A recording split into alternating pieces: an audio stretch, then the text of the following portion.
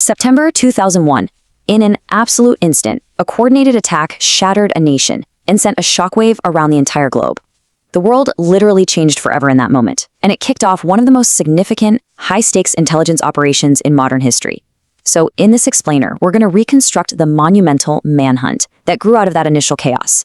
It's this incredibly complex geopolitical puzzle, one that spanned a full decade, completely reshaped global surveillance, and permanently altered how covert wars are fought.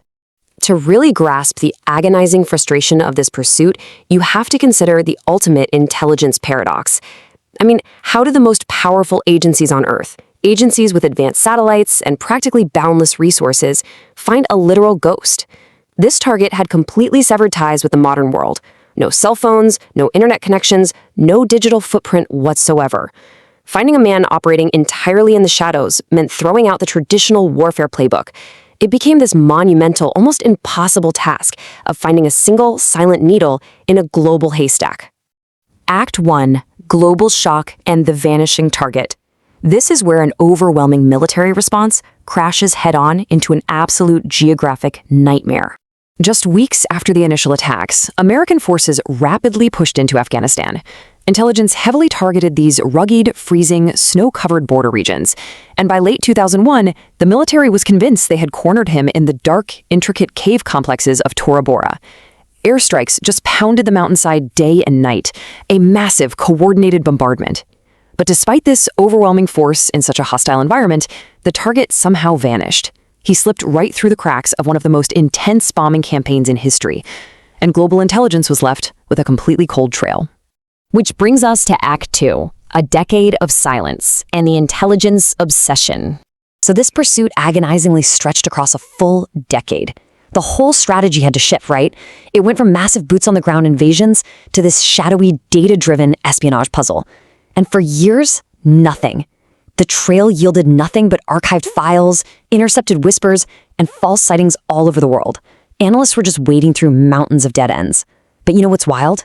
The ultimate breakthrough didn't come from some high-tech satellite catching his face. No, it came from tracking the quiet movements of a single trusted courier moving through crowded streets.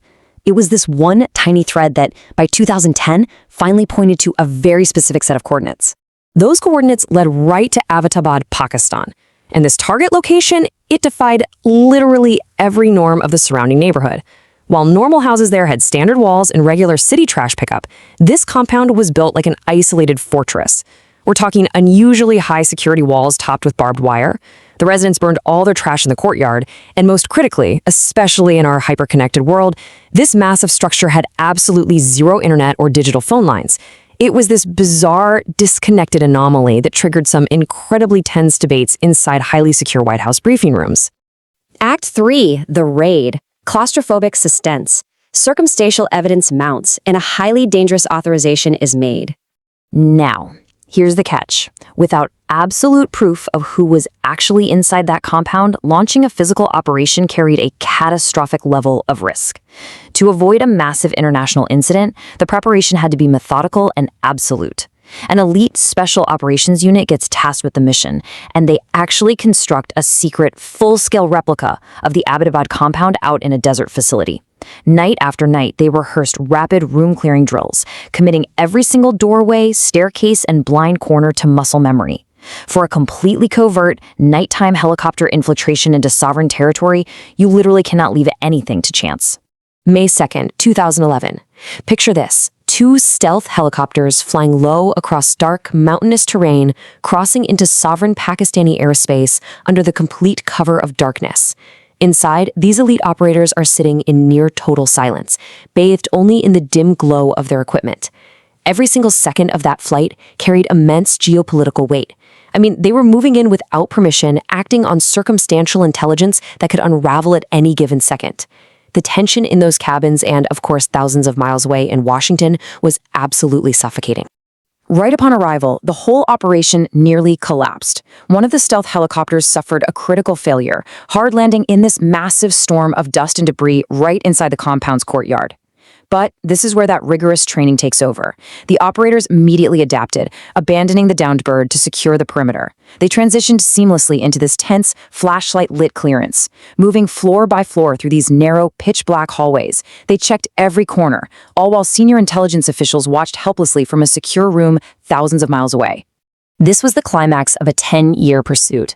After a claustrophobic sweep of that dark compound, 2 words finally flashed across the military command center monitors. Target confirmed. After a decade of obsessive searching, thousands of dead ends, and a globally shifting political landscape, that simple phrase provided instant silent relief. The manhunt that had begun in the dust and chaos of 2001 had finally concluded in the quiet dark of Abbottabad. Which brings us to our final chapter. Act 4, Aftermath and Legacy, a changed world. The mission was a success, but the world it left behind was fundamentally altered. This whole event acted as a massive global catalyst. You see, this 10-year hunt permanently reshaped the scale and scope of international intelligence. It proved the terrifying value of deep, data-driven surveillance. It completely redefined modern covert military strategy, fusing technology, special operations, and international espionage to a degree we'd never seen before. Ultimately, it left an undeniable, lasting impact on international politics, shifting the mechanics of global security forever. We've seen exactly how a single operation can shift the behavior of entire nations. But as the physical missions end and the dust settles, we're the ones left to navigate the world it created. Think about it, the shadows of this 10-year puzzle, the massive surveillance networks, the blurred boundaries of privacy, and the redefined rules of military engagement, they all continue to shape the fabric of our hyper-surveilled modern era. So what permanent scars and what new boundaries of warfare have been drawn? It's a question that goes way beyond one single compound in Pakistan, and honestly, it's one we are going to be answering for decades to come.